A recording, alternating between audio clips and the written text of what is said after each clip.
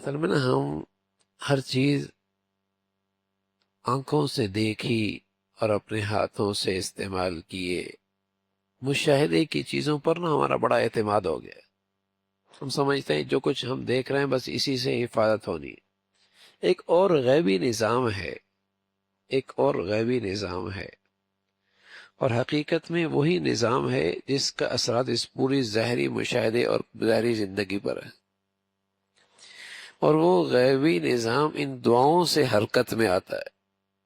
حفاظت ہوتی ہے، امن ملتا ہے، سلامتی ملتی ہے، عافیت ملتی ہے، حاسدوں سے ظالموں سے حفاظت ہوتی ہے. وہ غیبی نظام ہے اللہ کا. اور وہ غیبی نظام کیسے حرکت میں آتا ہے، کیسے ساتھ ہو جاتا ہے؟ وہ مدد اور نصرت، ہم سمجھتے ہیں مدد اور نصرت کی صرف یہ ظاہری مشاہدے والی شکلیں اگر یہ ہیں تو مدد ہوگی ورنہ نہیں ہوگی.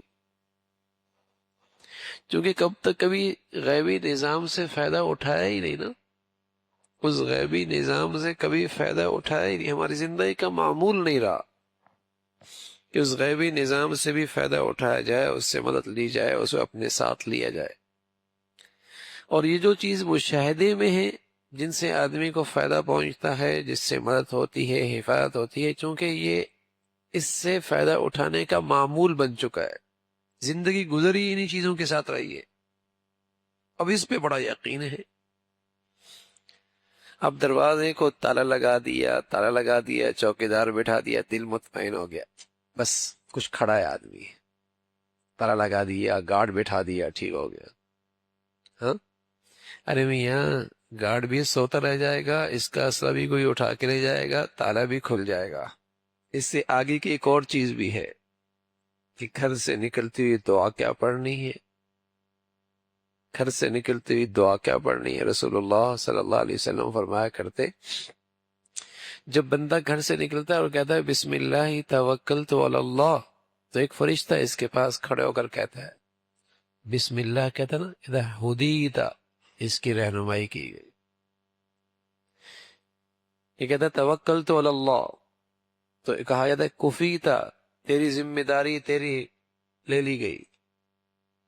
پھر آگے نکلتا ہے کہتا ہے توکل لا حول ولا قوت الا باللہ، تو فرشتہ کہتا ہے وقیتا، اب تیری حفاظت بھی کر دی گئی. تو شیطان اپنے کرندوں سے کہتا ہے کیف لکم بمن ہدیہ و کوفیہ و وقیہ، تم نے اس کا کیا بگاڑنا ہے، چلو اب لوٹو.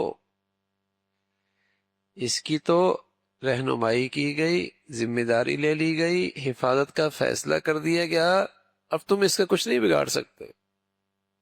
جملہ کتنا ہے چھوٹا سا، بسم اللہ توکلت علی اللہ لا حول ولا قوت الا باللہ، چھوٹا سا جملہ ہے، یہ نکلتی ہوئی.